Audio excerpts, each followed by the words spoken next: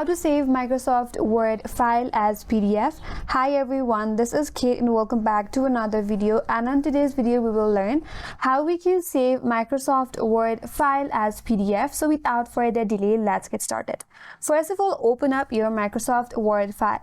So once you're done with your Word file, if you want to save it as a PDF, navigate to top left corner, click on this file icon right here. And once you're here, click on Save As from this menu bar on your left hand side.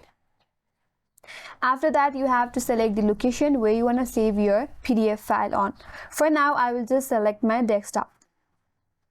After that, you have to name your PDF file. So I will just name it as my PDF file.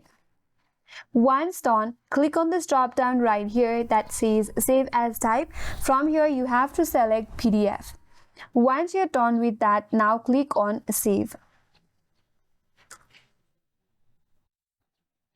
Now your Microsoft Word file is saved as PDF. To open this PDF file, select one of the default or one of the browser here, and then you will see your PDF file here.